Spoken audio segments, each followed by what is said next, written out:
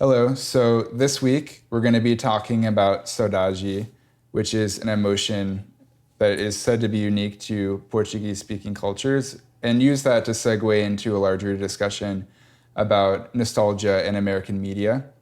I'm Nathan. I'm Joseph. And this is Silent Generation.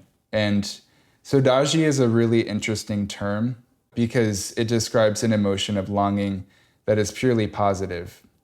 And you can think about it as being like nostalgia, where nostalgia is a positive emotion of longing for places and time periods, but it has no negative connotations.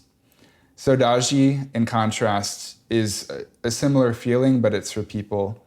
And while it's purported to be unique to people of Portuguese-speaking cultures, we're going to walk you through how you likely have felt it in other ways, and again, segue that into a larger discussion about nostalgia in media. It's a good topic, though, because I actually wrote my undergrad thesis on saudade.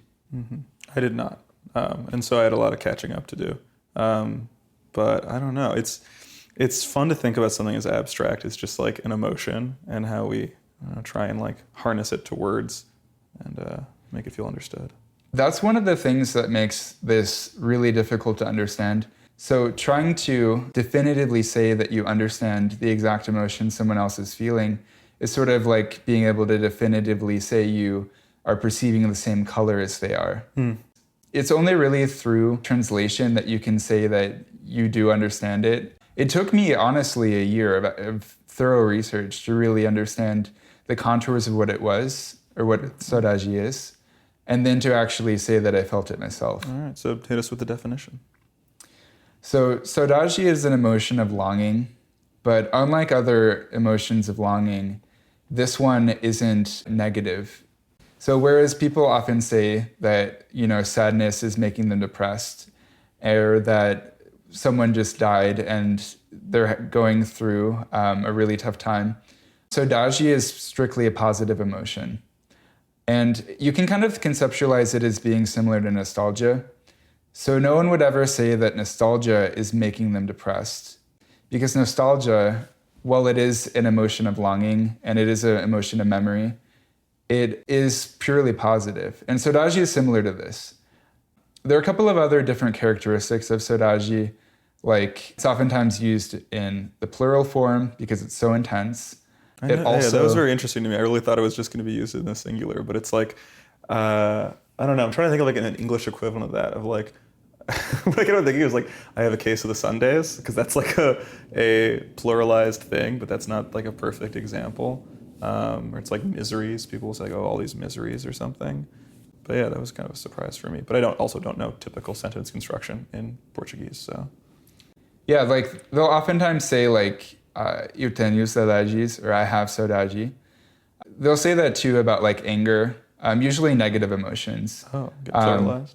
But saudade isn't negative.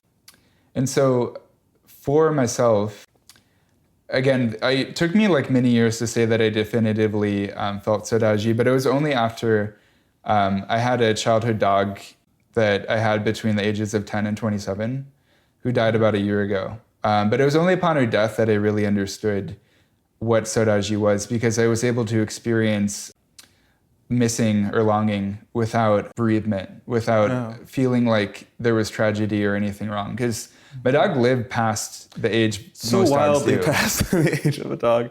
Was it a small dog? Yeah, it was a dachshund. Okay, yeah, that's fair. It was named Midge, actually. That's such a cute name for a dog. It's a cute name, but it's actually a little bit controversial. Can you guess why? Midge? Is it named after a woman? After a controversial? No, okay, so my grandma named it. Her name was short for midget. Oh, yeah, I mean, don't name a dachshund little person, but also that dog was named, 18 years ago, right? It passed away a year ago, 17. Different world, Yeah. So when I tried, I've only learned the term now, so I've been trying to retroactively apply it. I haven't been hit by any saudade in the past week of research on this, but if I had to retroactively apply it, like positive missing of things, it's interesting that it is so locked to missing people. I think sometimes I miss stages of time. Maybe that's more pure, reflective nostalgia or something. I think it's locked into people because Portuguese already has the word nostalgia, nostalgia, and they use that in the exact same way, where they will describe, how they missed the 90s or they missed a restaurant that was on their corner 10 years ago as nostalgia. And so they're able to differentiate the two feelings. Yeah. And so for your thesis, you interviewed how many people again? Yeah, so for my thesis, I worked with Brazilian international students, most of which who weren't students at the undergrad university I was attending, about their experiences feeling saudade, because they were a good population, because they're away from home, away from family, and they were subject to these feelings more theoretically. But over the course of researching them, what I ultimately came up with as my idea after I conducted all of my ethnographic research was that it actually is translated in practice. So while the emotion is purported to describe something that is highly specific, it can be functionally translated. If you just substitute it with missing, or you just say longing, that's usually sufficient. And very rarely would the interlocutors, the research participants, very infrequently would they, in an everyday conversation with an American, would they have to say... Insert it, just loan word it into there. Or very rarely would they have to be like, okay, wait, I need to explain this emotion that is unique to Portuguese speakers. Well, I think that once you have the word in your vocabulary, you can start to feel it more. But I don't think it's, of course, unique to only people who speak Portuguese. I like that some of what I was reading about, like why it emerges here. There's like one other example of it being used in a similar way in like one part of Spain. Galicia. Right? In Galicia, yeah. Which is the part of Spain directly north of Portugal. Oh, well, yeah, that tracks, I guess. But if you look at a map of Spain compared to the rest of Europe, if you think about it, there were so many like little kingdoms and provinces that were absorbed into like countries like France and Germany. Yeah. But Spain, it's like, okay, they left out a really big chunk. Like if you look at a map, it kind of is like, why did that part didn't consolidate? Like why? Yeah. But yeah, there is like cultural overlap between Galicia and Portugal. Definitely, yeah. I mean, it makes sense that you have all these little tiny villages and stuff that like modern borders we have, like someone's gonna get left on the wrong side in some way. But I saw some things trying to tie the origins of saudade to like the kind of seafaring nature of the Portuguese people. The fact they have always, like since before travel was easy, they've been traveling and they've been in these situations. Like even before like colonial times, they were still like a fisherman people. So you'd be gone and you'd be in a situation where you're away from your family. And then even now, like with modern Brazilians, like, I don't know, at my college, we had this, like, there was some kind of temporary program that was STEM focused in Brazil that just meant that we had tons of Brazilian students for 1 year, and then like most of them left. And then there were just like other kids who weren't a part of that program, and they're like, oh, I'm still here. I think that was because of Lula. So this would have been 2014. Yeah. Oh, yeah. Because of Lula. Oh, so Lula was this very popular president in Brazil, who's actually now president again, but very left-leaning. And he was sponsoring all these programs for Brazilian college students to come study, including in Chicago. Yeah. That's actually sort of how I got into my fascination with Brazil. So around then, well, not 2014, this would have been 2016, but I went on like 2 dates with 2 Brazilian guys, and I thought they were fine.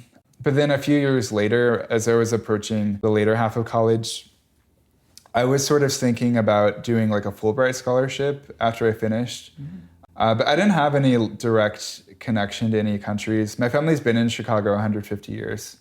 So I thought Brazil was kind of cool after meeting these Brazilian guys. Yeah.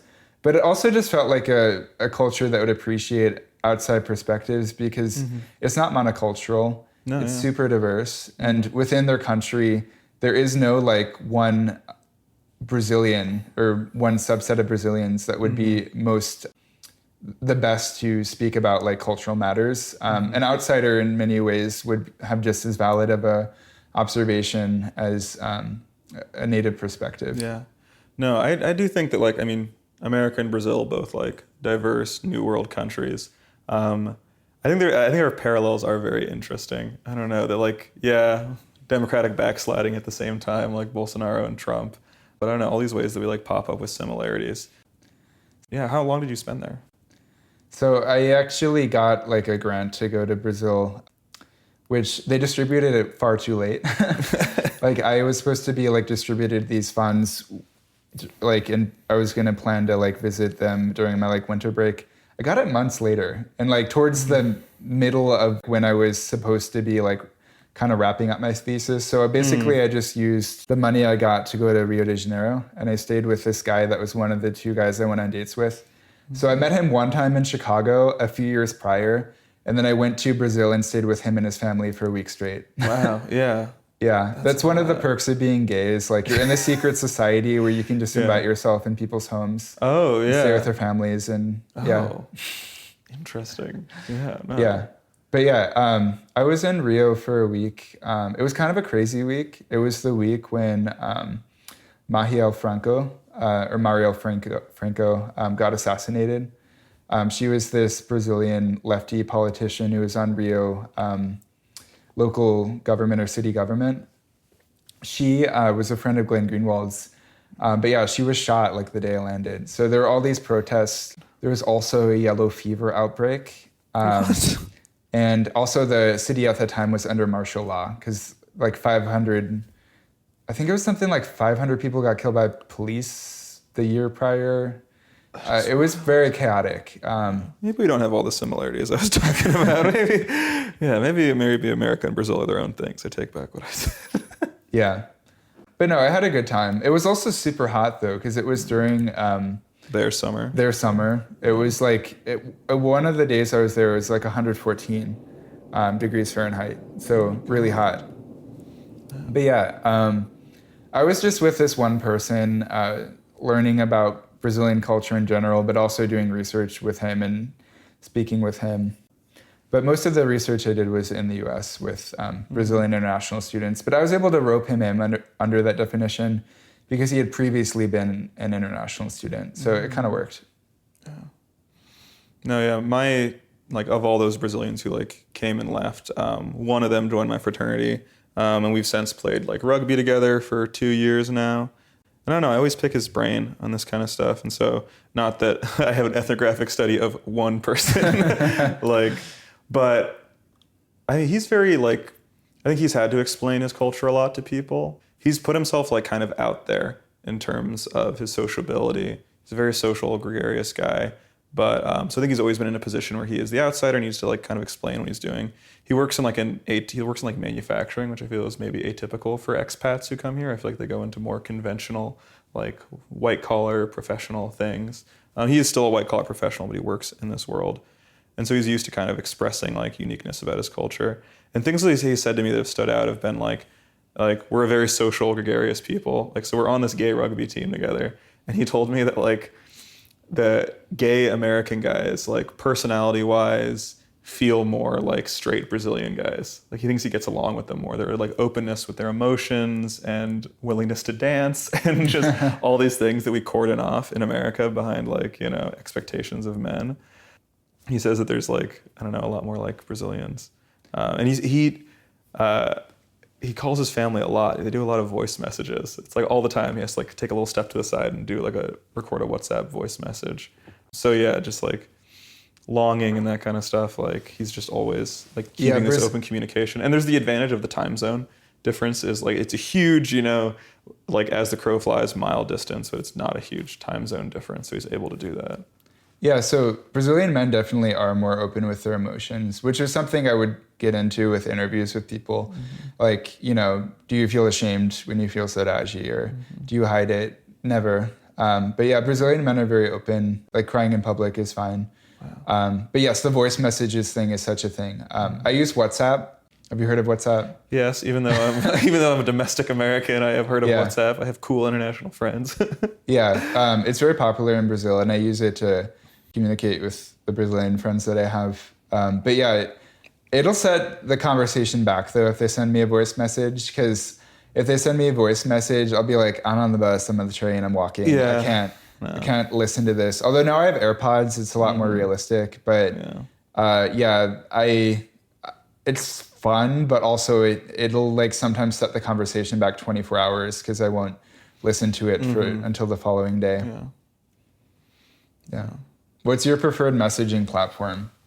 I actually like calling people. I don't do it.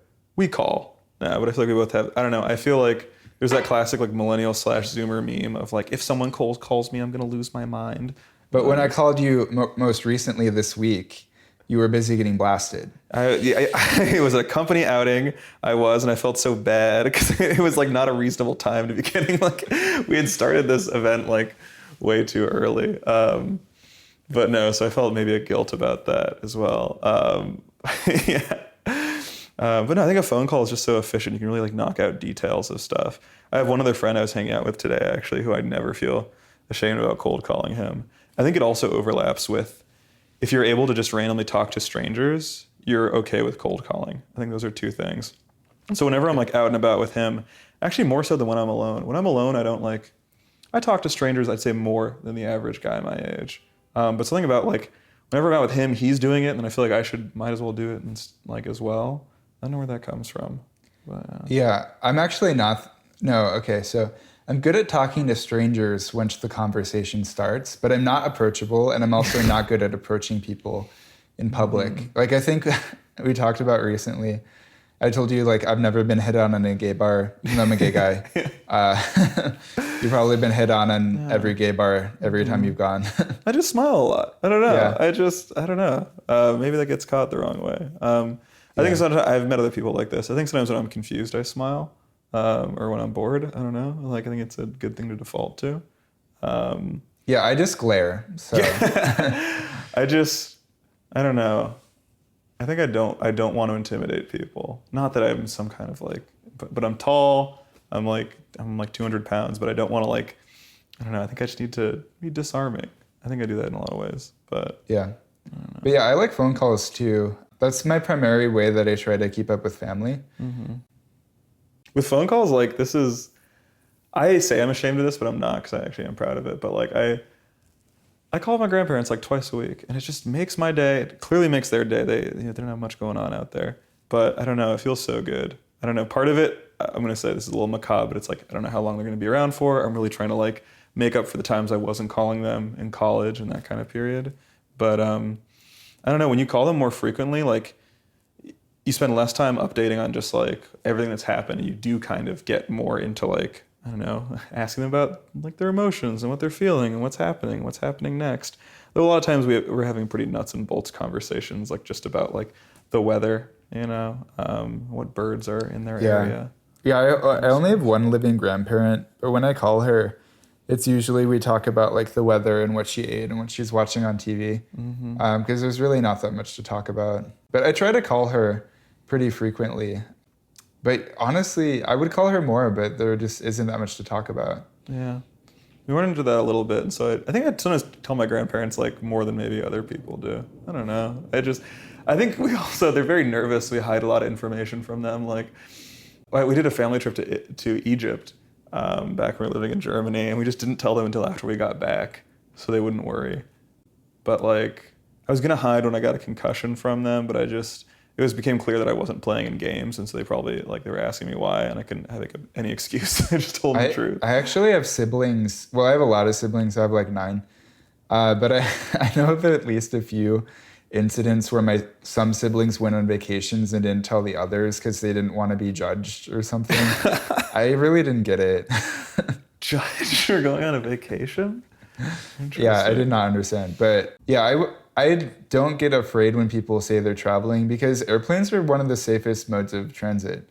That's such like a, I don't know, analytical way to like, that is true. Actually, there are different ways to like measure safety. Like there's the hours you travel per trip. It's the safest way to travel, but it evens out a little more when you consider like distance and time traveling. Then it's not like crazy safe. But you have to understand, the people afraid of flying, like they don't understand or care about those numbers, It's just more the visceral feeling of it. Like, we're not meant to do it. We're not meant to do a lot of things, but. Yeah. I mean, I'm more afraid being on the highway than I am on a plane. Yeah, that does just wig me out that we've all just been kind of like that is expected of people. But yeah. Which we're actually just on a highway together.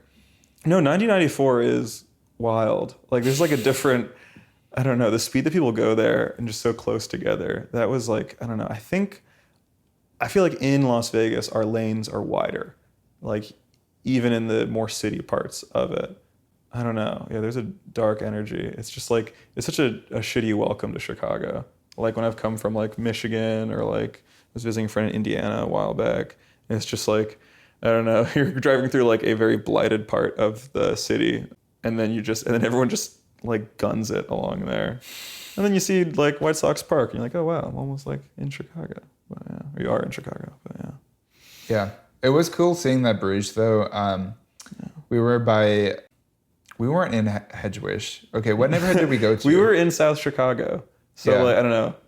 It's such a confusing name because there's like, North Chicago is actually a separate city, like a bit north of Chicago, but after like other independent cities, or at least towns. But no, South Chicago is a neighborhood. It is like the most southern neighborhood, I would say, in Chicago. Maybe that's wrong. No, the most southern neighborhood is like Riverdale. Oh, geez. I've been on Yeah, that that's by like 130th, which I know about because of the Red Line extension. Oh, nice. Yeah.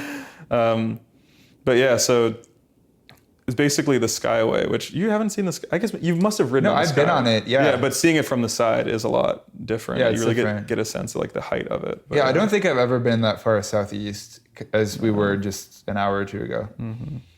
But yeah, no, just seeing that like industrial side was really crazy. But yeah. So one other thing to touch on with Saudade is that I think that the opposite of Saudade is bereavement. How would you define bereavement? I don't really know if I thought, man, I'm just gonna admit it. I think of it in like the very like HR sense, like, oh yeah, bereavement leave. So for me, it's like hand in hand with grieving. Like, is grieving not bereavement? Like, So when I think about bereavement, I think about how it's described by the anthropologist Renato Resaldo in Grief and a Headhunter's Rage. So Resaldo was studying the Ilongot people on the island of Luzon in the Philippines who were practicing headhunting, hunting heads, cannibalism too, I think. oh wow. But he would talk to them and be like, okay, why do you keep killing people and taking their heads? And he really wasn't understanding their answer, which was, I'm upset, I lost someone. And they were getting into this really dark place.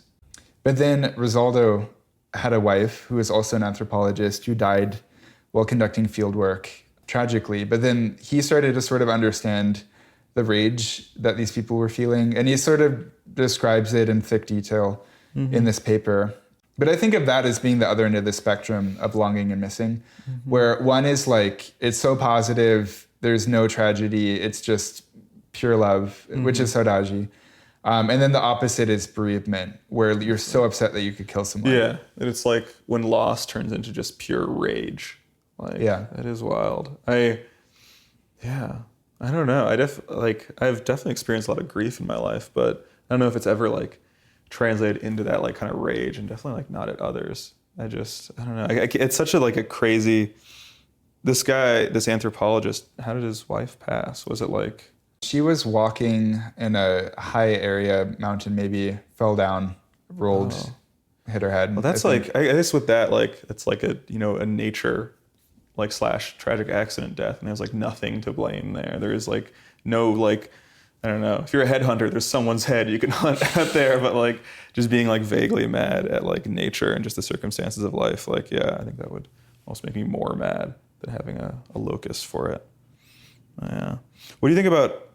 We talked about this briefly, but untranslatability. I think that people love the idea of untranslatable words. I think they're very guarded by their cultures. Like, I think it's something we want to believe that like there's something about our language that is, intrinsic to our lived experience that like if you weren't there, you don't get it, kind of deal. But Yeah, I mean, I think that like translation, it's needed, but it's a very cumbersome profession, and the people who do it are erudite and boring. I do think that this is one area where, okay, like in some ways, you can say it's, I guess you can kind of say Saudade is untranslatable just in the fact that you can't like transmit an emotion to other people. You can't really say you know what they're feeling. But it does work. You can substitute a very close synonym and get away with it just fine. So I'm skeptical of it in the case of Saudade, but I think it's just about synonyms, because if you give anyone a dictionary definition of any word, they'll be able to understand what you're saying. It's just when you're trying to substitute it with a single word that there are gaps. That's the only problem, really. Yeah. You used the term, like, you talked about this not earlier, but I think yesterday, like about being a culture-bound syndrome. You know, Yeah. You want to talk about those? So yeah, culture-bound syndrome is a condition, a psychological condition that's unique to a culture.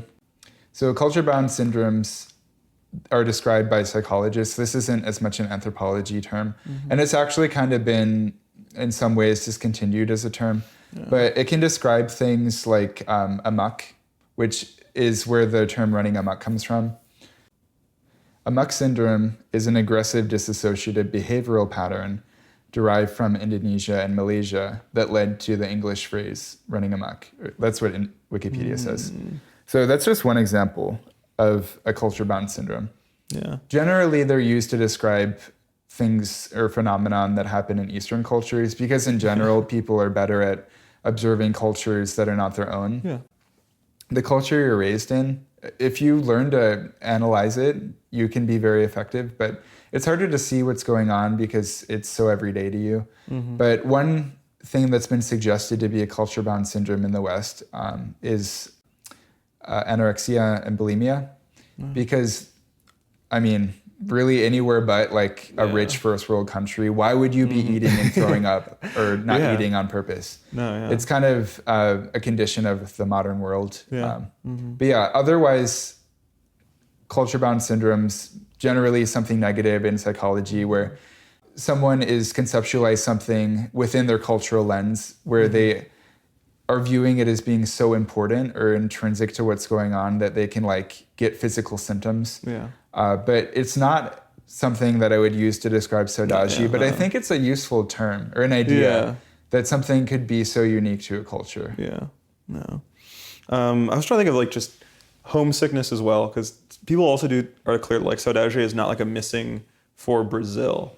My Brazilian friend did express that like he missed Brazil, but that was always followed up. Nostalgia is for places. I think it can be for places. I think it's also used for like objects, things, or like maybe a period in time, like a whole kind of sense of that, a place in time.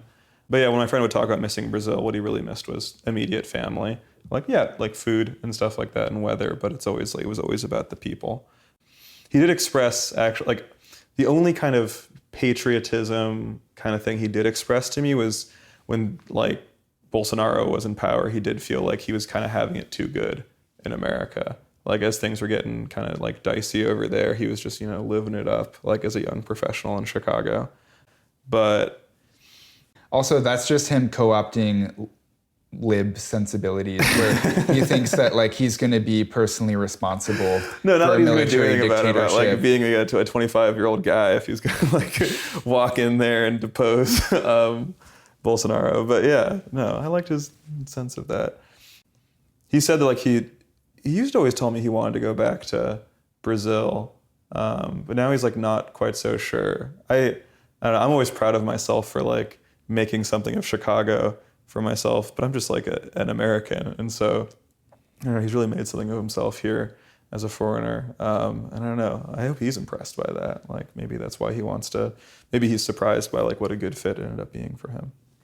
But, yeah, I mean, for Brazilians, as mentioned before, they come from a multicultural society that in some ways has parallels to the United States. But one of the research participants I worked with, through our conversation, she brought up how Brazilians don't tend to be cliquey.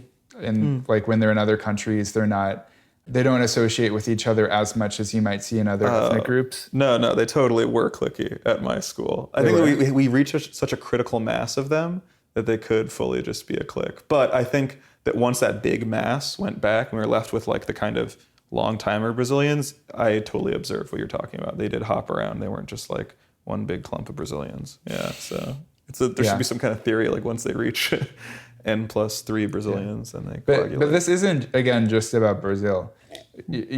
Portugal, Mozambique, Angola. Oh yeah. Have you ever been to Portugal?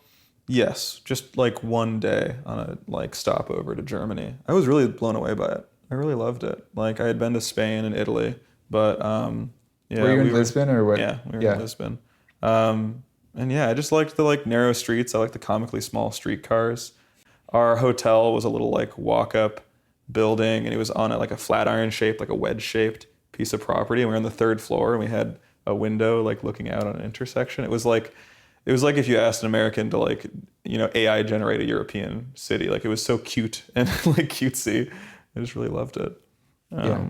But yeah. Yeah. I've been to Portugal. I went to both Porto and Braga, so the second and third largest cities respectively. But it's probably been my favorite place I've been to in Europe, because Portugal was in either World War I or World War II.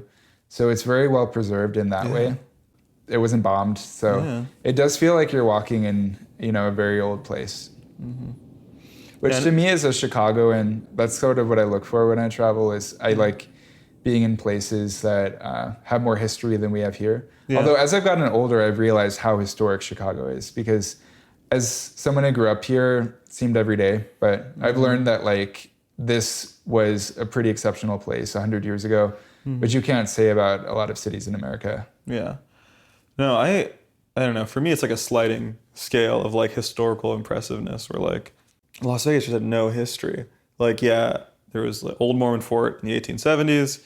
There was like people starting to be there in the like 1900s and 1920s, and then like the mob starting. But really, it's like, I don't know, the population exploded from like 2003 onwards. Like we have some squat, ugly mid-century buildings from way back when, but we really have like nothing of great like age. And so Chicago blew my mind. But then like you go out east and you realize that like hard stop in Chicago around 1871 with the fire, like there are just places in New York that are like from the 1800s, and places in Philadelphia they're from the 1700s. Just kind of like, that blows my mind a lot more. And then just like, but then I think it's maybe diminishing returns of like some things are so incomprehensible like in Europe, and then you go into like, when my family traveled to Egypt, like it's just these numbers of how long ago it was. It's just, cannot be perceived.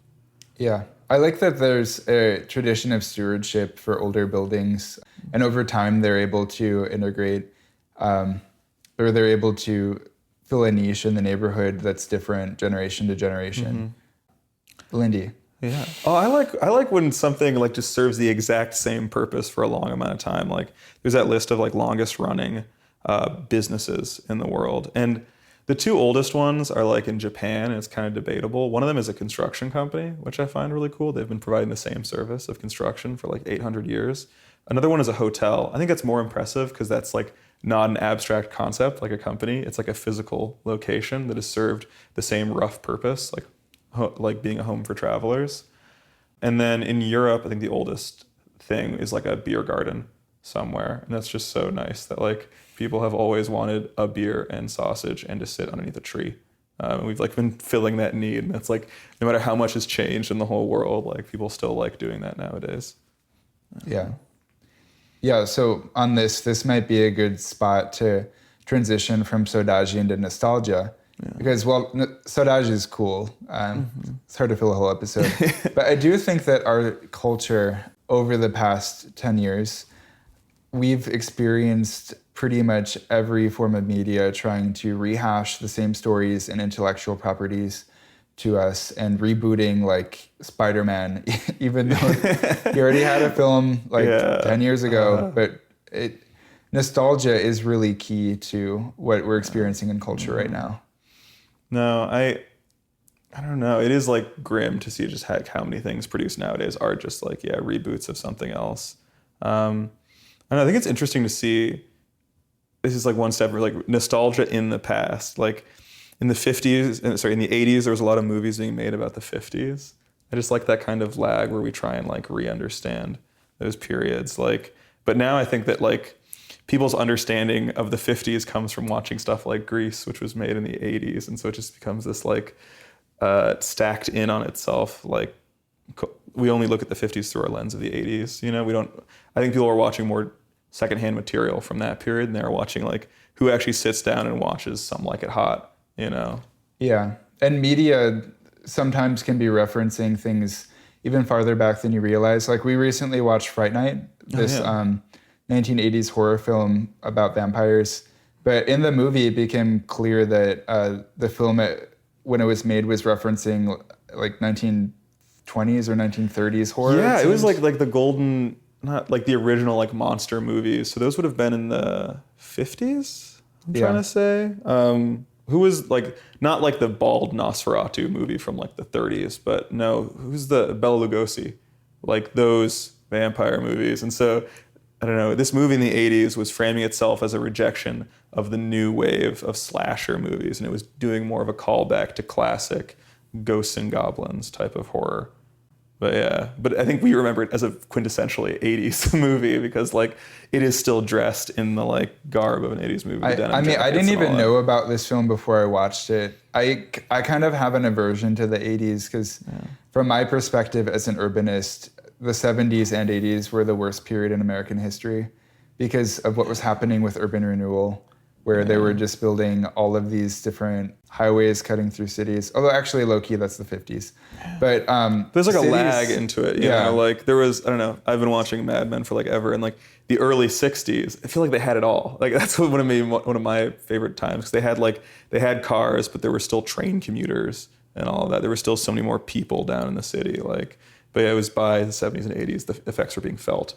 Yeah, that's when like a lot of cities were at their lowest population, and then they experienced a bit of a rebound in the 90s, 2000s, and 2010s. Yeah. I mean, it depends on a city by city basis, but things were really in crisis. Like cities were left for dead, and culture at the time, people keep trying to tell me that the 80s were cool. Like every single movie I see is like somehow tapping into boomer nostalgia, but I'm just not buying it. You don't have to tell me the same thing a million times. Well, if it was cool, we would have moved on to the 90s by now. Yeah. What is the jukebox musical with Tom Cruise? It was from the 2010s. I think it was Rock of Ages, that one. And it's, I don't know, jukebox musicals in general. You know, like that, what that means, right? That's like musicals. Grease? No. So a jukebox musical takes pop songs and works them all together into a musical. So it can have some original songs, but like Mamma Mia is a jukebox musical. It's assembling all these ABBA songs with a story. Like commercial music. Yeah, it's taking commercial pop music and re-exporting it onto Broadway, basically. Yeah, there's a certain category of pop music where I have heard it so many times in so many commercials, so many grocery stores. I can't even associate it with music. I just hear it and I think about like just the middle points of life, like just the kind of like being in a Ross, like that's like it just makes me feel. I've never had a headache in my life, fun fact, but it makes me feel like I should get a headache when I hear music like that. Conception of a headache, no, I'm less hard on the 80s, but there is like not too much I pull from it. I'm big on like vintage clothes and fashion. And I would say like I do have a cutoff around like I think the 60s and 70s maybe. Though I do like grab my parents' stuff from the 90s. But yeah, I don't know. I think synthetics were on the rise. I mean, I was actually thumbing through some vintage stuff at a store this morning, and it was like this really interesting little cardigan from the 50s, and it said proud on it, 100% acrylic. Because that was like a cool thing back then. Like, oh wow, it's so crazy. We made a whole sweater out of like plastic fibers, and it's like, no, it's itchy and it doesn't breathe. Like it's terrible. But it was just bragged about back then. So I don't know. And then the 80s were like, I don't know, architecture-wise, like postmodernism wasn't like, maybe that was roaring at that time, but like, I don't know, I think the high water mark of mid-century modern architecture had pretty much fully passed. So yeah, there's a lot to shit on the 80s. But I do want to talk about like, when it comes to nostalgia, like nostalgia for technology and objects is something I also have. I was like a film camera kid in high school and college, but I think I kind of draw a line where like there's some film camera kids you meet and they're like, oh, you got to get I forget what model it is, the K1000. Yeah, the Pentax K1000. It's manual everything. Like you have to control every single setting. You have to wind it every time. And I'm like, I do not need to do all of that. Like I don't like that level of purist. The like camera I had autofocus. It didn't have to wind. Like I had to replace the batteries every so often, but I liked still getting film, but getting those creature comforts.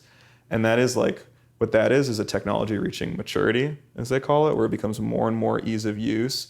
The division between like high-end user and like entry-level user starts to diminish. And usually that just kind of like peters out and ends with a mature technology. Like farming is regarded as a mature technology. Like there's not a year over year like crazy increase. It's just kind of like modulating pesticides and lightly improving yields. But like with cameras, there was a jump in technology. Like film cameras were becoming so mature, but then an adjacent like side technology was developing independently and then was imported in, and that's like digital photography. But I always think that like the last example of mature technology is so like well put together. Like the final film cameras produced in the 2010s had all the like good things you expect from a modern camera, but you were still at the end of the day getting a very like warm, lifelike film photo. But yeah, and then like my dad's a photographer, so I should know about what you're talking about. But out of rebellion, you don't. Yeah, no. You refuse to learn about cameras. No, it's just when a man in your life is an expert on something, I don't know. Sometimes you just want to let them do it for you. Yeah, no, that's. And now I thought you were saying you zone out. Now I have a photographer/videographer boyfriend, so yeah. I'm gonna coast still. I don't need to learn that too much. I'm trying to think other examples of that. My car is from the late 2000s, and I kind of like those more than cars from like the early 2010s. I think they got more bulbous in the 2010s, and I think they were maybe better in the 90s, maybe early 2000s. There's a kind of like lightness and slickness to it. When I've driven newer cars, I don't like it. I feel like I'm being very like, I don't know, held in. I kind of like that my car is like shitty and rattles a little bit. I feel like there's, I don't know, there's less screens. Like the one screen I have in my Volvo is like literally like a calculator screen, basically, like a Game Boy screen where it's two colors. Yeah. For me, while I'm dunking on 70s and 80s nostalgia, I do feel nostalgic. I mean, I wasn't born in the 70s or 80s. No, yeah, I guess we've been talking about all this nostalgia for stuff we weren't there for. I feel nostalgic for like the 1890s to 1930s. That is my time. Like before, you know, like cars really took off, when American mass transit was at its peak, when skyscrapers and high rises were being invented and they were at their most beautiful. That was the period that I feel like we need to get back to. Mm-hmm.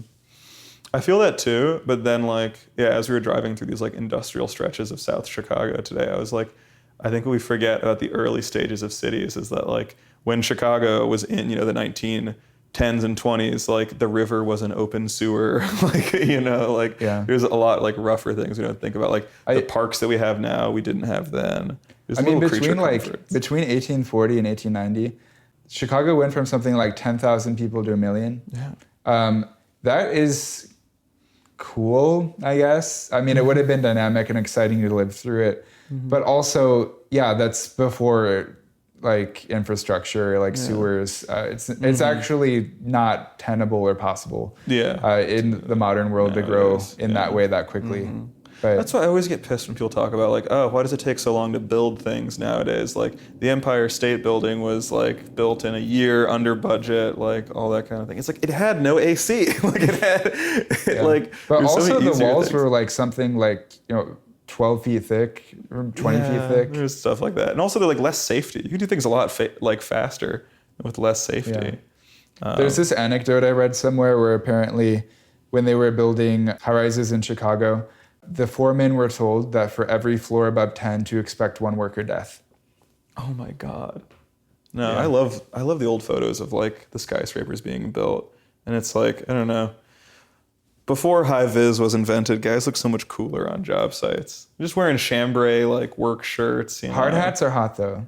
I felt the least sexy in a hard hat when I had to wear them in like my union construction days. I don't know. It's also because I've always been like the office guy who visits the field. And so like, I don't know, my helmet wasn't cool and covered with stickers like the longtime union guys was. It just made me look more like office dork and just visiting the site. But I don't know, if I had to pick a time I was most nostalgic for, I think I'm going to go back to, early 1960s. I just like that. Like clothes had reached a point where they're like are pretty analogous to today, like small differences in tie width and lapel width and all that kind of stuff, but they don't look like crazy different like in the 20s. I don't know. There was like all the best parts of like pre-war culture, the community kind of mindedness of America and pride, but then also this injection of just cash and prosperity from the war. I don't know. I think a lot of places had their like halcyon days during the early 1960s. Talk about like being nostalgic for something you weren't there for. My grandparents in upstate New York, like they grew up in this small town that would like just balloon in population in the summer, like 'cause it had all the like great hotels of the Catskills. And just hearing about that and just how it all went away because of the advent of like cheap flights to go visit either sunnier places in America or overseas travel. Like, I don't know. I wish I could have been there for the height of like the Borscht Belt, as they called it, the Jewish like hotels. I mean, golden days are always in the past, though. It's very hard for someone to realize while they're living through something that they're at its peak or zenith. Maybe the Wisconsin Dells are in their zenith right now. No, they were in their zenith in the 90s. Oh, probably. Really? What have they fallen on harder? I've never been to the Wisconsin Dells, and I feel bad. No, I mean, this is just my guess. So the American middle class was larger in the 90s. Yeah. And yeah, I feel like the target audience for the Wisconsin Dells is very middle class. Yeah, no, definitely. Where even are they? I don't even know where they are on a map. I'm kind of curious. Though, as a kid? Well, yeah, as a child I went. Yeah. They're like strangely deep into Wisconsin. You have to go like... I remember one time as a child, 2-3 hours. I was in the Wisconsin Dells and I was in some sort of store, and for some reason there was like this pond filled with baby crocodiles, and I just Real went up baby to crocodiles? it. Yeah. Wow. I don't know why there were baby crocodiles, but anyway, I almost went in. Didn't happen, but yeah. That's wild. Okay, let's see where this is on a map. Yeah. Oh, yeah. And to non-Chicagoland Midwest people, the Wisconsin Dells is the water park capital of the world. Oh, that's like out there. That isn't even between Madison and Milwaukee. It's further than Madison. Yeah. Oh, there's actually a train stop though for Amtrak. Yeah, respect. I guess I could take. That's on the way to La Crosse, Wisconsin. They have an Amtrak out there. Yeah, there's an Amtrak station called Wisconsin Dells. That's cool. Wow, nice. We could go there. Yeah, leave the cars Discord behind. out. Yeah, no. I think what else Have you ridden Amtrak? Yeah, I love the Amtrak. I've before I had a car, I took it to Milwaukee. I took it to Michigan and got dumped out there. I thought that was great. I don't know. It was maybe less money than driving out there to get dumped. Yeah. I've only really taken it to Milwaukee. I want to take it to Detroit or St. Louis soon. Yeah. On the longer ones, there's like nicer stuff. They have a little like snack bar and all that. Have you taken trains in Europe? Yeah, I took one actually between Porto and Braga when I was in Portugal. Nice. It was nice. I was not as much of a rail fan back then, so I don't remember it as well as I would now if I took it.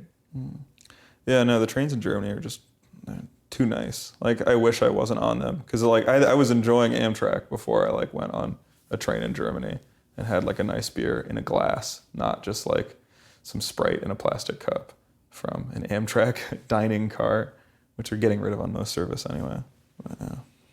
Yeah. What else I'm like broadly nostalgic for? I don't know. Wait, I mean, so what do you think is the solution to nostalgic culture? I think that nostalgia is a good impulse. Like, it's like culture is always going to move forward. But if you like just absolutely do not look backwards at all, like you're going to like lose the good things of it. I think the nostalgia is this like kind of thing that keeps like us in check as we like, move forward technologically. Well, I think that the root problem behind nostalgia culture is consolidation. So movie studios, there's only a handful of big ones now. All the best ones come from the smallest distributor, A24. That's not a coincidence. I'm sure that if we had better antitrust enforcement over the past few decades, there would have been less consolidation and we would have a better movie market. Although low-key, I do think that movies generally are kind of lowbrow. I don't think it's the best medium. Just the But I do think that like a lot of this has to do both for movies, but really any medium, video games, books. I don't even know. Yeah. But all of this nostalgia is just the result of corporate executives saying that a certain IP is valuable and they need to tap into it again. Like how they're about to redo Harry Potter. Yeah, they're just waiting. There is no reason to redo Harry Potter. It's really just about this IP has not made enough money recently. Yeah. We need to go and milk it again. And they've been like trying to reboot it and like drain every little forgotten area of like outside lore of the books with all the like Fantastic Beasts series, but like just people are not responding. I've seen all three of the Fantastic Beasts. What has led you to do that? I have HBO for free. I'm bumming off someone else, but okay, the first one's all right. It kind of I saw that one in theaters. Yeah, it kind of is from the nostalgia period I care about. They marketed to me successfully, but yeah, the other two were god awful. I did not like them. Yeah, I think it's just like it's risk aversion in media, and it's I don't know. The companies do what we let them get away with.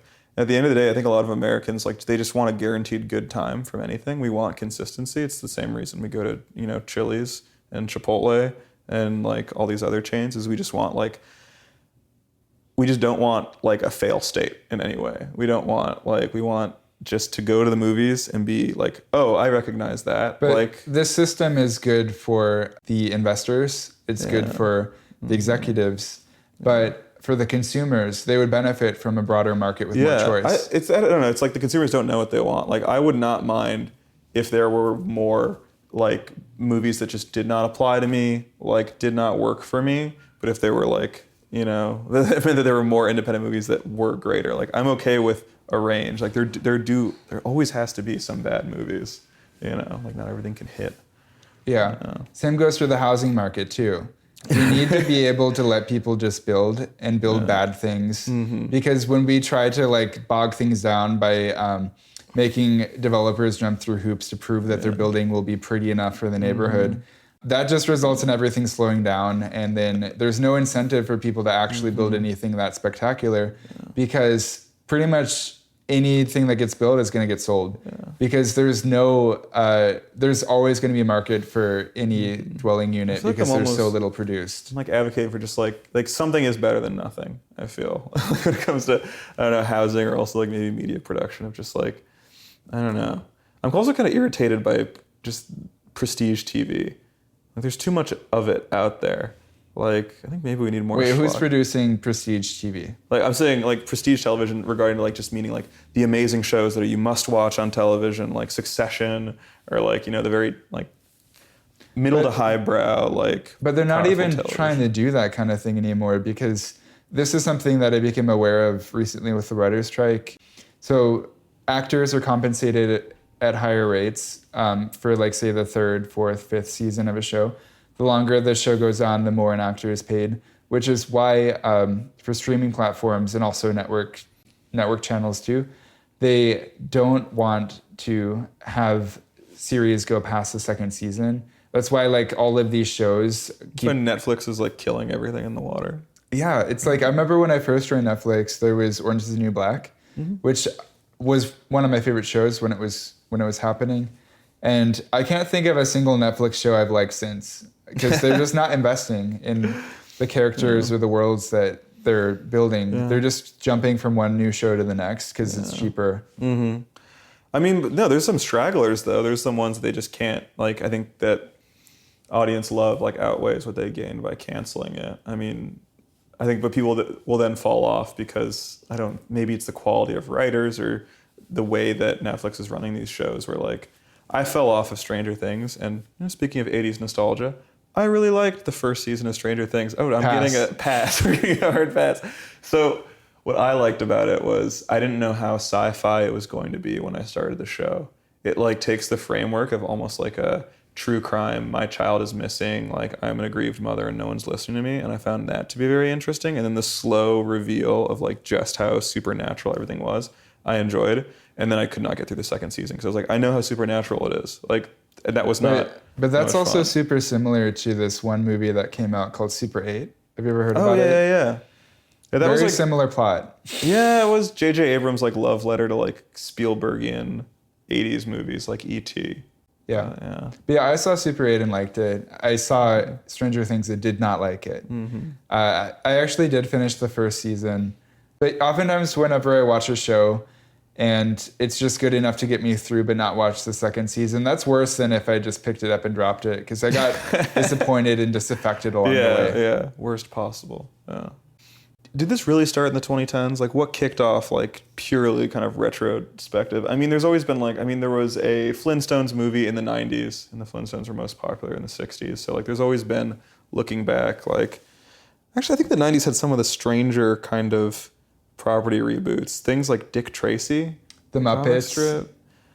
I don't Looney think the Tunes. Muppets ever went away enough to be nostalgic about. I don't think they ever went like 6 years without a movie or something. Wow, I'm completely not fact checking that, but yeah. No, there was they have kind of dropped on and off. Follow periods, I guess. But yeah. I don't know. But no, I guess it sort of starts when the Marvel Universe was getting kicked off. So I guess the first Spider-Man film was maybe the genesis, but it took a few years for that to ramp up. I guess the main problem is just now that you can have a window of 10 years between the original film or series and then the reboot film or series. Yeah.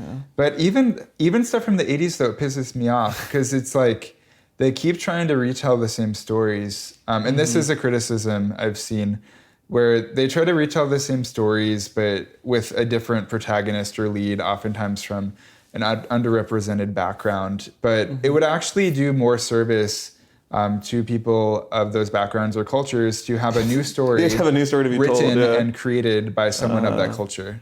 No, yeah. Instead of just like being given like a, I don't know, token part in a Star Wars movie or something. But yeah, I just assumed maybe this is just bad on my part. I just assumed you hadn't seen any of the Star Wars movies. You just seemed like you'd be above them. But you were like a boy at the same time as me. Like, you ended up watching. Yeah, I watched the original Revenge of the Sith movie in theaters, I think, which I can't wait to hear Palia's take on that. It's very true.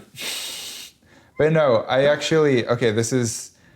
don't actually want to reveal this, but I guess I will. But over the past 6 months, the only TV show I think I've watched is Ahsoka on Disney Plus, or maybe if there was a recent Mandalorian season, I watched that too.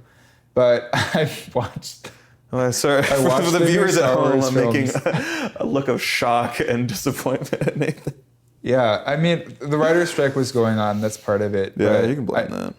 Okay, I don't really relate to realism that much, because I'm kind of a freak. I don't see myself in characters, like, especially just because I'm straight edge. I don't drink, do drugs, swear, drink coffee, have headaches. There's just a lot going on. So I guess I'm more inclined to like aliens. It's a little bit more entertaining. Interesting. That like, I guess a lot of movies do involve a lot of those things. Yeah, for me, like, the thing I want to watch the least is the coming of age film, where there are teenage protagonists who discover who they are through doing bad things. Yeah. Although actually one of my favorite movies is Lady Bird, which is kind of like that.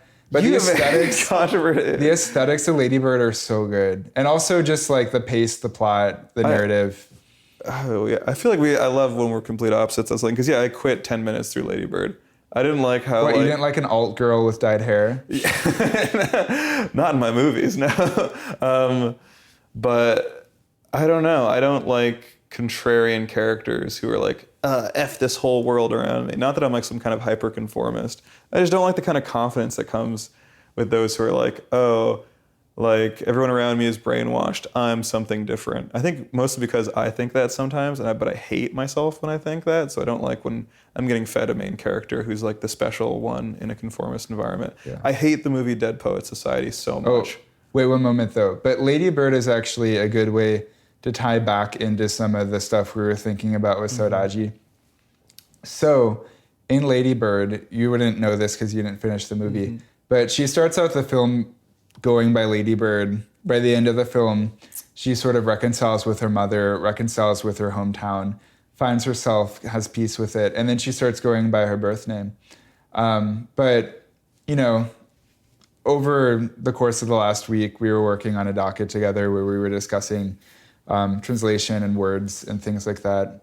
But I do think that there is a lot of power in words, particularly around people's names. And I mentioned in the docket that one of the things I like to do is ask people the story of how they got their name as an icebreaker. Because I teach at a foundation on the side with youth it's just something to do in my spare time. Yeah.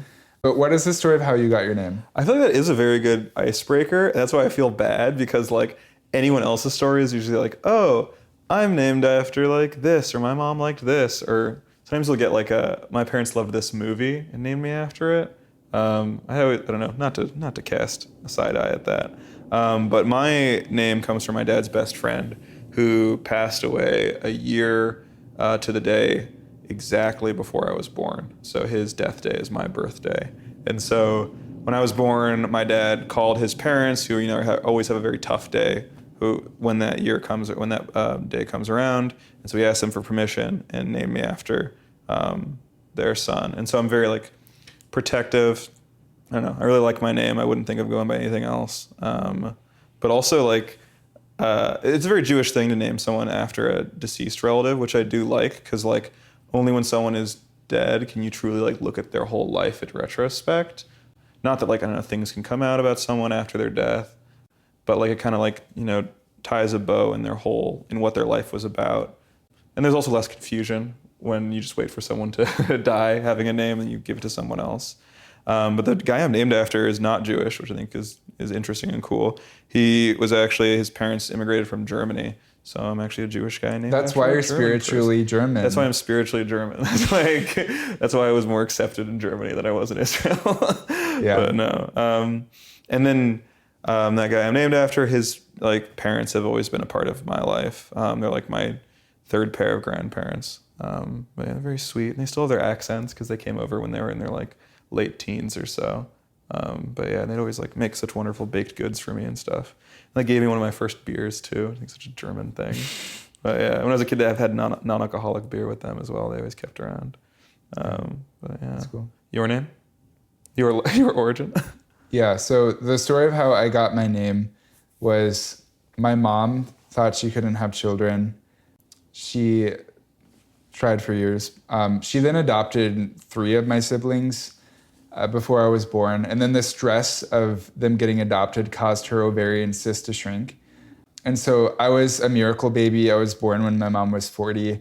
And so she was going to name me like Sterling, Gunther, Otto, Wolfgang, really cool names. Those are coming back in a big way right now. Yeah. People love those. Like, those names are way hotter. Yeah. I would have preferred them. But she picked Nathaniel because it means gift from God.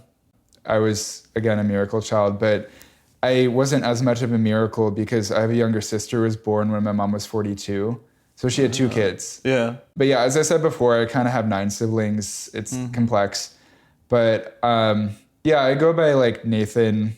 A few people call me Nate, but I don't really prefer that. Yeah, you seem anti-Nate. Yeah. Yeah. Does anyone even go by Nathaniel though?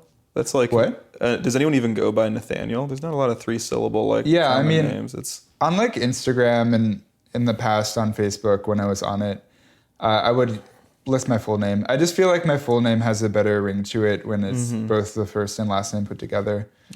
Yeah. But also, so I told you this a few days ago.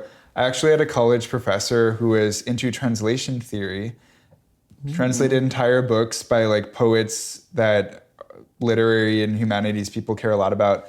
But she named herself Nathaniel, but spelled kind of odd, which I think is the most narcissistic thing you can do.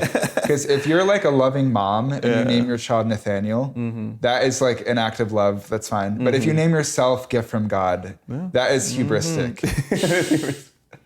Yeah. The interesting spelling thing reminds me of, I have a friend whose name is Alexander.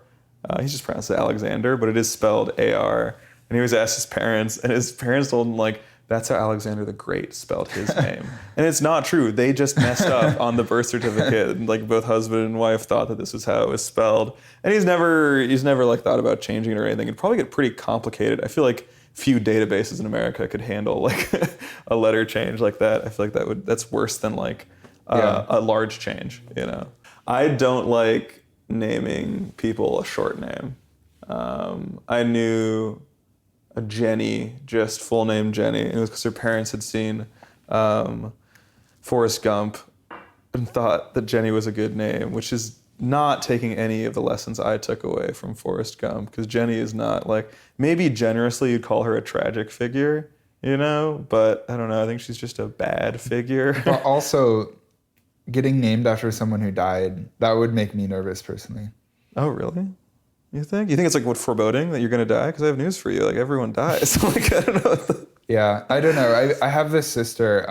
I guess, yeah, okay. Being named after someone who died tragically young is not amazing. But... I need to obfuscate this a little bit more. But I have a sister who had a baby, and she named her baby after a mythological figure that had a very crazy birth. And then my sister had a crazy birth. But I actually have a recording. Caesar? No. No, I don't want to. I feel like she might actually care if I say this. So, but no, I actually have a recording I took of a phone call with her where I told her before. I happened to be recording this because I was doing ethnography stuff at the time. I know it's kind of a lot, but I recorded this audio clip of myself before my sister's child was born. Her being like, "Okay, the baby's going to be born. I'm thinking of this name." And me immediately being like, "Do you know how they were born?" And then like warning her against it. And then my sister was obliviously like, "Oh yeah, their birth was exciting." I was like, "No, this is a bad idea." I don't want. I don't think anyone wants an exciting birth. What the? I can't tell you, but okay. Yeah. But basically, yeah, my sister almost died in birth. It was not good. But yeah, I feel like you need to be careful with that kind of thing. Yeah. For me, I have actually a baby name list that's pretty well developed, and I have some names that I should probably think twice about a little bit more. But yeah, I feel like I also have fallen for the temptation of being like, "Oh, that name just sounds cool." Yeah, I don't know.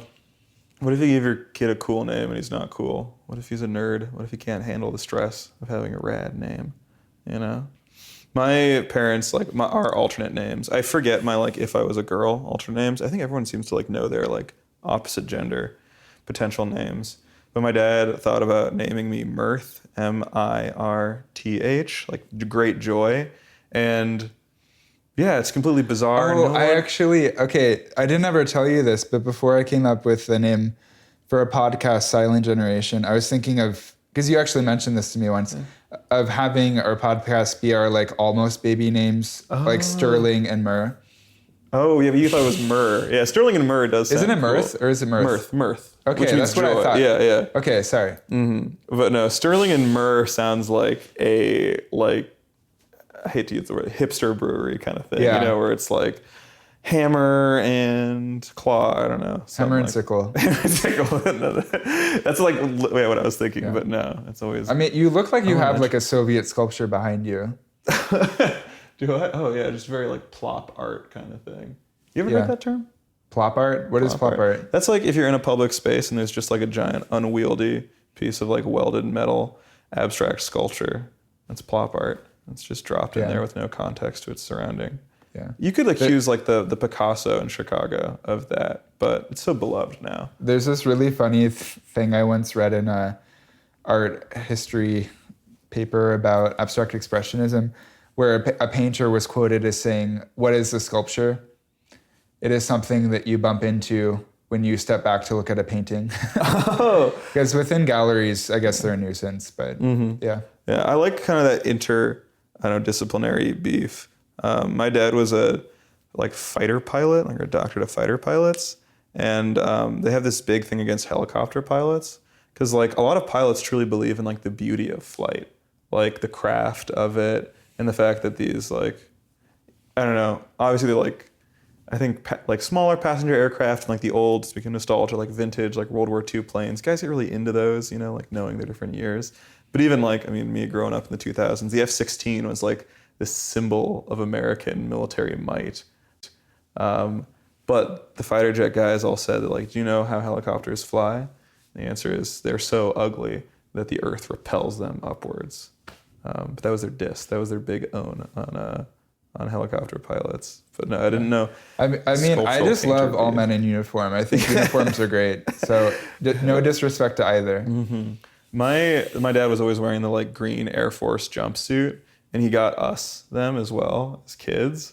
I did feel it even as a kid, like in that uniform, I was like, I feel amazing. Like, isn't it just so like good. A jumpsuit? Yeah, but it's like the green one, and they have little side pockets and everything. They're actually just very functional. There was in high school, there was this one boy who halfway through got like this bright yellow jumpsuit. He was very straight, but he just liked running around the school in it.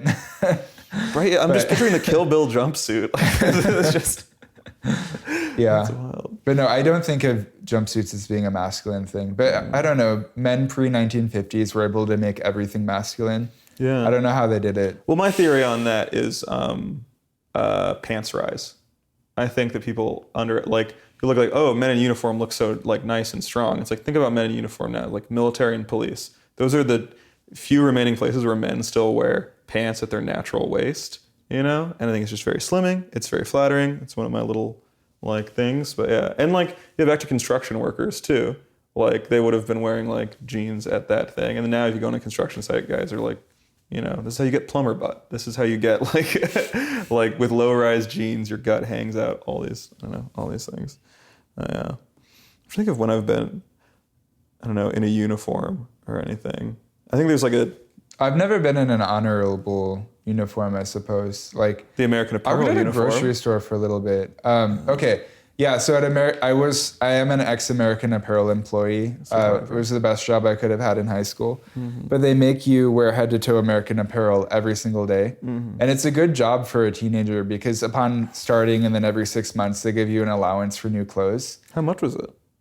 It would be like $200, something like that. Or actually, it might have been $150. Back then, that could have gone pretty far. Yeah. Oh, and then you also got a 50% discount. Hey, there we go. Yeah. But yeah, basically the employees were like living mannequins. Yeah. No, I was, I have some suits from Suit Supply, and I always wondered how that works with their staff, because it's a lot more expensive than American Apparel stuff. And I talked to one of the guys there, and he said that it is like you buy them on installment, kind of, and they can just take it out of your paycheck. You have a discount applied to it, and then you just kind of like pay a little bit towards your suits because they want you to like start and then have 5 suits, you know, or something that you can cycle out. But yeah. I think the guys often have the craziest fucking suits in that store. It's kind of like the hairdresser thing of like how hairdressers often have very like bad overstyled hair. It's because like, I don't know, left to your own devices, like thinking about one thing all the time, you're going to start maybe experimenting in ways that you shouldn't out of boredom. But yeah, just a lot of like very, very shortly cropped pants. Yeah. And like with a lot of American Apparel employees, upon starting within like a year or two, they would own everything in the store that they wanted. I was one of those too. Yeah. But yeah, there are people there who'd worked for 5 or more years where like they especially, it was like, I don't need any clothing. I am set for life. Mm-hmm. And I kind of been like that too, because I still have clothing pieces from American Apparel that I'm wearing 10 years later. Not anything. Oh, no, actually, this hoodie from American Apparel. There you go. Yeah, so wearing it for 10 years. Mm-hmm. Still looks fine. Yeah. So no, I have stuff from Los Angeles Apparel, which is the successor to American Apparel after the owner, Dov Charney, was pushed out for being a sex pest, rightfully so. But I don't know. He's a crafty guy. It seems like he's always going to like land on his feet, basically. He's always going to have some new hustle. And he is someone who used nostalgia correctly. Oh, yeah. Where I feel like he brought back something older, not only in terms of appearance, but also quality. Mm-hmm. And it was also manufactured in America using traditional methods. Yeah. So it was so much more authentic to what was being sold a few decades prior. Because American Apparel actually, it was, so for American Apparel, the main aesthetic inspiration was the 1978 Montreal Olympics, which wasn't that far away from when American Apparel kind of launched in 2004. But by that time, globalization was still was still ramping up. Offshoring was happening. Very little clothing was being produced in the U.S. anymore. So by the time American Apparel was in full swing, it was the largest clothing manufacturer in the United States. Oh, wow. So yeah, he did nostalgia the right way. Yeah. No, I didn't realize that, like, I mean, there is that kind of athletic spirit to American Apparel. And yeah, that's like, I think what I really like about, this, I haven't bought too much. I kind of just buy gym stuff from Los Angeles Apparel, like sweat shorts. I thought about buying a sweatshirt from there. Because if I'm not going to the gym, I'm usually dressed in kind of dressier stuff that like American Apparel doesn't super sell.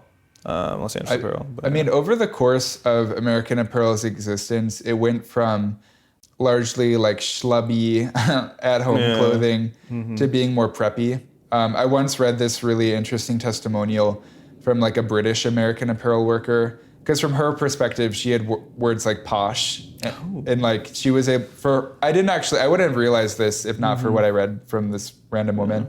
But yeah, when she first started, you could wear like the sweatpants to work, and you could show up wearing like a headband. But then by the time I worked at American Apparel, you were expected to wear, like, they had like dress shoes you could buy. If you could fit the American Apparel shoes, you had to wear them. That's so fun. I'm usually like I'm all about like dressier anything, but I don't like that at all. That seems like a Zara-fication of American Apparel.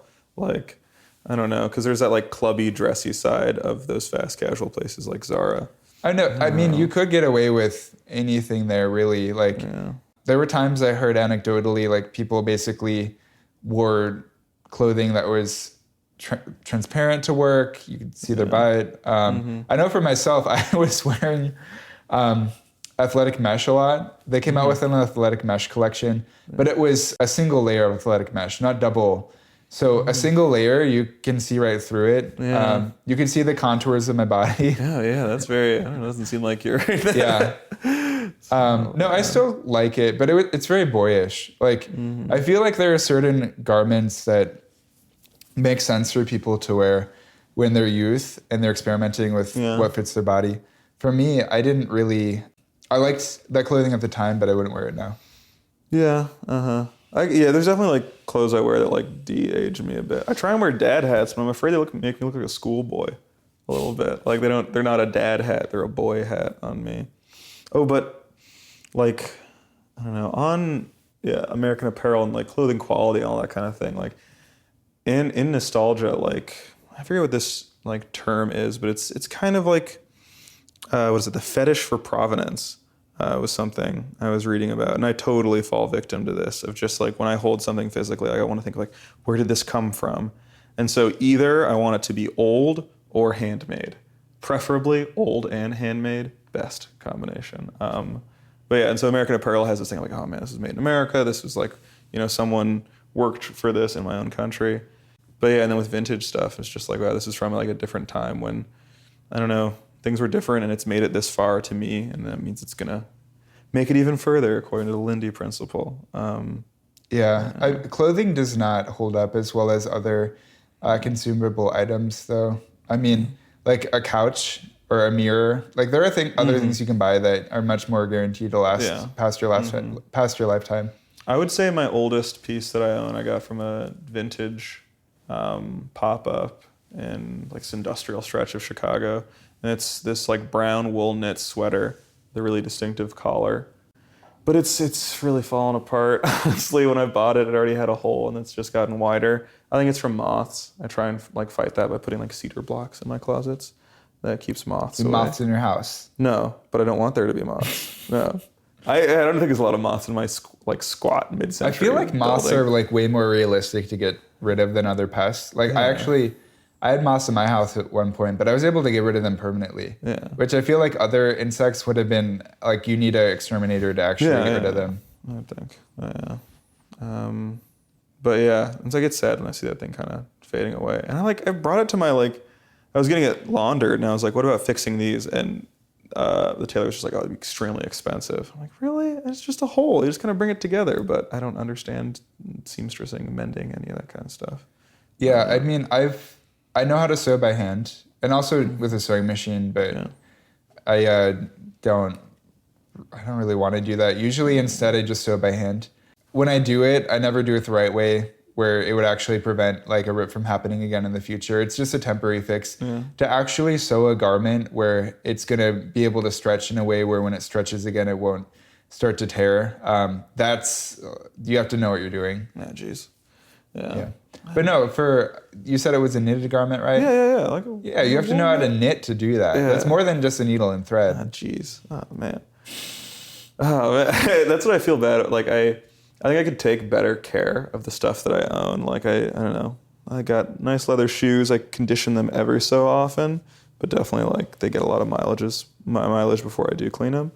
But yeah, it's just like, man, everyone wants to own vintage clothing. No one wants to actually like do the hard work of maintaining it. But I think one of the like things I'm nostalgic for that I didn't experience with clothing was that like a lot of like the vintage dress shirts I own have like the name of like the mill on it, but then they also have like a second tag of the outfitter that they were sold at. And these were often like, if you live in a big city, you just go to like Brooks Brothers to get your suit and they'd have all this, off the rack stuff. But in smaller markets, like I have a shirt from some menswear store in like Nashville. And it's usually just that someone's last name, often a very Jewish last name because we were tailors. And so these outfitters would have just like all the things you need to assemble like a working man's wardrobe. And I guess they were all like, they've all gone away. Some of them are still open. Like there's a place called the Captain's Quarters in Traverse City, Michigan that I think fits the bill. But I think like Men's Warehouse and like maybe, I wouldn't even say department stores killed these. Maybe it was malls. Maybe it was casualification of stuff. But like those, small town outfitters, like I think the one way they survive is just in like the tags on the eBay dress shirts that guys like me buy. I have this one vintage garment that it has a tag on the back that says machine wash hot. And I'm always impressed by it because who else produces clothing now that is of such good quality that you can even wash it on hot once? I only use hot on like, white sheets. It is a white shirt, but I'm still always impressed by it. And it's held up. I don't think it looks any different than the day I bought it. Wow. It's like this, it's this knitted golf shirt that has a crust on it that says Sweeney. Actually, one time, no, that was a long time ago. But I have this vague memory of one time this somewhat crazy old lady who was watering her lawn, stopping me on the sidewalk and having a whole conversation with me about crests, like family crests. Nice. But I've had other people ask me about this shirt because the Sweeney family, I don't know who they are, but I know I'm wearing a shirt that has their crest on it. Yeah, white people love that stuff. And white people want to have a crest. I see that though. There's people who like make their own crests for their family, and you can like submit them and stuff to a crest registry. My dad has this like plaque that my grandfather had that has my last name and the history of it with a crest next to it. Mm-hmm. I have a very rare last name. There's less than 150 people in the country with my last name. But I guess I have a family crest. Oh, no, that's nice. Yeah. You have a very right-wing last name. I'm not going to share my last name yet on the podcast. Yeah, my last name is Hitler. That's the one Jewish guy with the last name Hitler. No, I don't know. My Irish Catholic side is a lot more like serious genealogy because there's more to find there. And they have like, I don't know, very cool. On the like Welsh side, there's some kind of waspy last names. They're I don't know. I think those are more fun. On the Irish side, it's just the most standard grab bag of like Irish last names. No like mix or O's or anything in those. I always thought those were kind of fun. Probably like having an O name like O'Shaughnessy is really annoying because apostrophes can mess up a lot of like database systems and stuff like that. But, and then like. On the Jewish side, my grandpa doesn't even have a middle name. He always told me they were too poor to afford one, which is just, I don't know, just bullshit. But he always seems to have a snappy answer for everything. My middle name is my mom's last name. I like that. So that's funny. That's very Jewishy as well. That's very like that's like Joseph Robinette Biden. I don't know. Bring that back. So, do you have any final takes on Saudade or nostalgia? Bring it back to Saudade. I feel like I should give people like one example of it, but I don't know. I think that now that I know the word, I should go out there and like try and catch it the next time I like feel it, I think it's the positivity that I like sometimes find hard. not to sound very morose, but no, every time I'm trying to think of something that I miss, I like do actively miss it, and it doesn't feel good to miss it.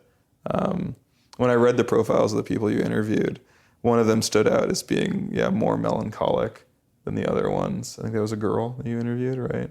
Yeah. And I kind of identified with that one too. Like, I don't know. I don't sweetly miss a lot of things. I mean, I don't wish for some kind of world where like every relationship you ever had is like carried on to the present day. No one dies. Like you never move. Like I know that, change is a part of life. But no, I think I think I can be a little caught in the past sometimes when I think about stuff. Yeah. So I think Saudade is a good emotion for people to be aware of and think about because it's another way to feel connected to people. In the modern world, a lot of people's interpersonal connections have diminished, and it's a good thing to miss people. The absence of love should be longing. And when you know that you miss someone, you know that you at least love them. There's something poetic to it, and there's a lot of poetry that people find in Saudade. Mm-hmm. Yeah. I feel like we should play a very like sad, longing Brazilian song as the outro. I'll have to find something. So there is a genre called fado. Fado is a musical genre from Portugal, and it's sort of like blues, but it predates American blues. Oh.